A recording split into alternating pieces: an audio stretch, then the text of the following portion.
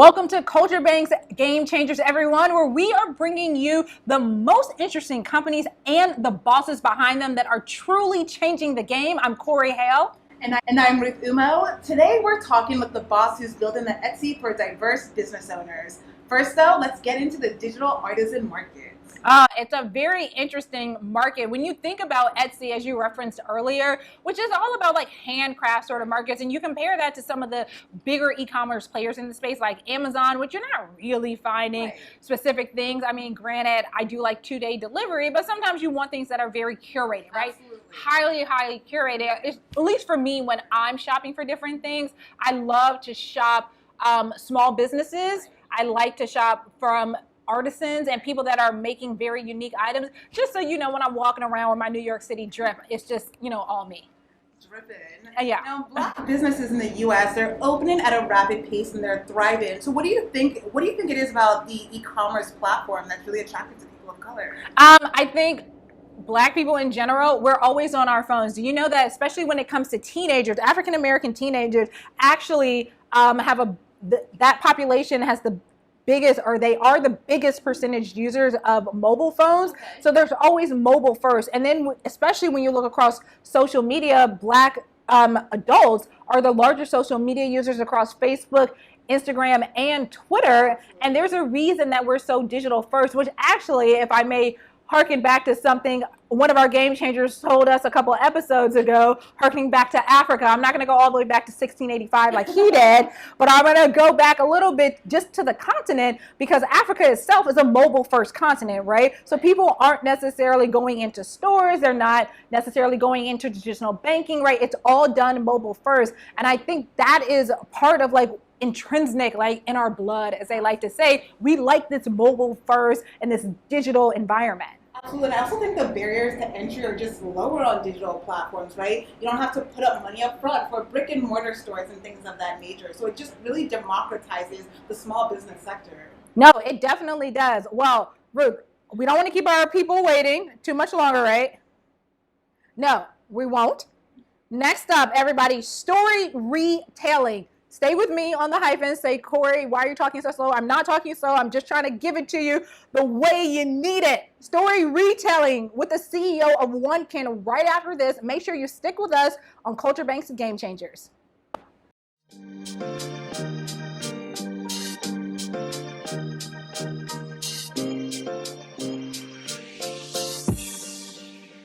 We know entrepreneurs are some of the busiest people around. I mean, they're hiring, they're building, they're doing it all. We've been reading a lot of cool things about your company, but tell us, who does it benefit more, the lender or the borrower? Well, Solo is a marketplace, so it actually has to benefit both. Rohan, Barley Sober. Yes. This is the company that is going to revolutionize the bar industry, not just here in the US, but globally. Tell us why. Now, there's nothing worse than having your business disorganized, but no need to fear. We are here to help. First though, let's get started with some entrepreneurial news that everybody should be aware of this week.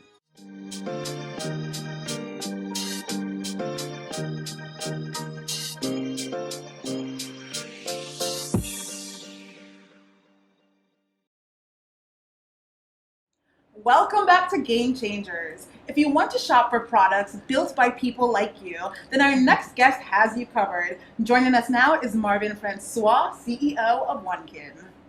Welcome, Marvin. Thank you for having me. Hey, Marvin. What's going on? Well, we're very happy to have you. We see you brought us a host of products. But before we get into the products, Ruth mentioned earlier in the show that OneKin is essentially like the Etsy for creators, for business owners of colors. What can you tell us about OneKin? Yeah, I think that's a fair characterization. On a very basic level, we are an e-commerce marketplace. So you think about your Amazons and Etsys of the world. Our customer base is as diverse as the world is. Our retailers are exclusively people of color. We're very intentional about elevating Black and brown brands. So we want to make sure we focus our platform on that audience. One thing that's also important to note about our platform is that it is curated. So we invest a lot of time, effort, and energy in making sure that we have the best brands, the best products represented on our platform. Now, African American women are the fastest growing group of entrepreneurs in the U.S. Are you seeing that reflected on OneKin? You are. 1,000%. Talk to us about that. Yeah, so our pipeline of prospective retailers is about maybe 250 long. Most of those are women of color. The brands that we currently have represented on our platform, it's about 20. Those are mostly women of color, which is very exciting. And that also just kind of reinforces the whole curation process, that despite having such a robust pipeline, we are literally spending a lot of time, like sometimes months, deciding who gets to participate, because it's not just about testing the product. Like, we care about the business holistically. We care about the story behind the brand. We care about supply chain considerations. So I'm very excited to see a woman of color leading that effort. No, I mean, that sounds really good. I want to be able to also, though, Marvin, get into the products, but we'll have to do that on the other side. Absolutely.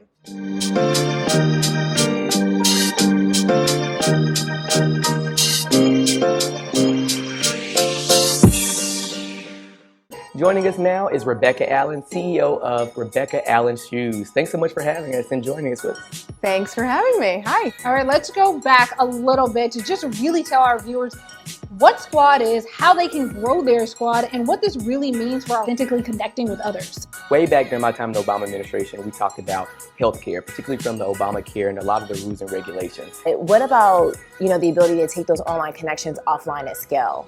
And so that was what Squad essentially is and does. So tell us how you've been leveraging the Obama network to help build your business.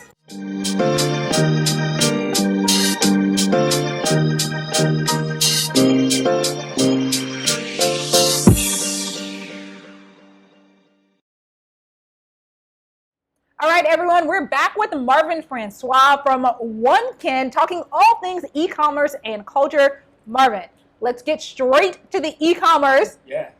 What have you brought for us today? Well, so these are a small selection of some of our favorite brands. So you have some skincare, some hair care, some facial products, full body care. We have a cotton spray. One of the consistent themes here is that these are all clean products. So I'm talking natural ingredients, plant-based oftentimes. And this is important. When I start thinking about when we started and the type of impact we wanted to have in this space, one of the biggest kind of points of interest for me were understanding the existing landscape and how products that women of color are consuming are impacting them. And one of the biggest takeaways I got from that was from the cosmetics to the hair care, a lot of these are actually problematic for reproductive systems. So I'm actually happy to introduce products that actually are beneficial for women across the spectrum. Well, let's do a little talk and test. Can you pass some of these down? Yeah, Yes. there we go. Okay, we gonna do I that? like that. Okay. That might be a whole new segment. All right. Talk and test. Okay. I like that. What is that? Ooh. What is that, Marvin? It's a spaceship. Okay. Ooh. Oh, that's beautiful. Yeah. So What's this. the packaging? Yeah. This is an organic cotton spray. Okay. You gotta give it a spritz. Cotton spray. Cotton? Cotton. Yeah. I thought we had a little package. You mind if I? Go ahead. What's it gonna do though? Just a little spray. A little spritz. Tell me what you think about that. Ooh, that smells good. Wait, but what do you use it like perfume? So it's a cotton spray, so you can use it. Spray it on cotton. So you can use it on your fabrics. You can use it on your furniture and your pillowcase. I use it on my blazers. Okay. Oftentimes when I walk in rooms, everyone's. Sniff you next time I see you. Everyone. Floral. Yeah, it's a conversation piece. Yeah. It's a conversation piece, and it's 5 basic ingredients. I can't tell you what they are, Okay, but they're all natural. What else? Hit us with something. This is something that I use every single day. Okay. What's it called? This is part of my facial routine. So this is the gentle cleanser. I have very sensitive skin, Okay. and I didn't know that until I was an adult. Okay. Meanwhile, I was using Dove and wondering why I was breaking out. Right. When I then officially got diagnosed, I started sourcing out products. You get diagnosed with sensitive skin? Yeah. Well, because and that I was my skin was literally breaking out, and there was nothing that I could possibly use. Yeah. Right. So then I got prescriptions for my skincare routine, which were very expensive. Right. So then I was happy to finally find something that was inexpensive, black owned, and clean and organic. So I use this every single day, which is why my skin is on fire. Radiating.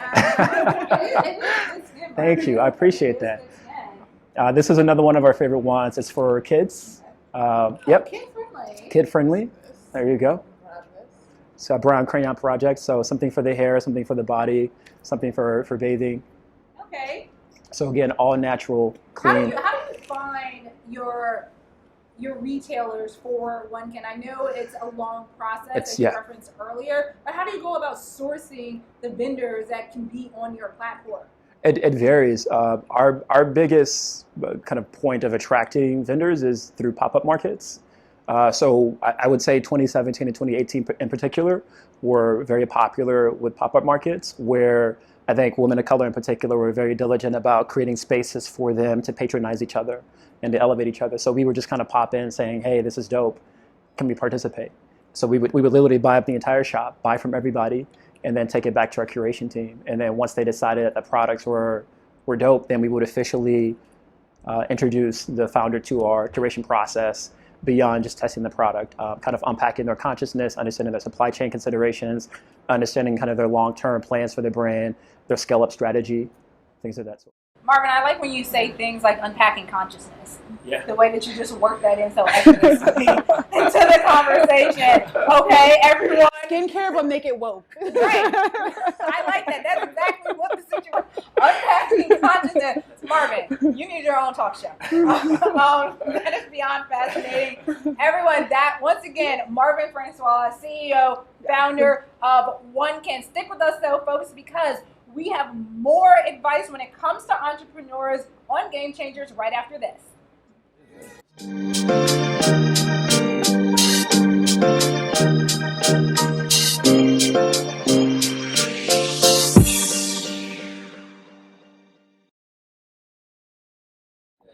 All right, Marvin, before I let you go, what's going on with this shirt you're wearing over here? It just speaks to my personal ethics. You know, Oh, you know, read it out loud. a woman's place is in the house and the Senate. So don't get in your feelings like that. I know, because when I first saw Marvin's shirt, I was like, "Oh, Marvin, you tried it." I was going to stop a couple times. Oh, Marvin. But of course, you know, we do love having you here. Yes. Thank you for having me. I appreciate it.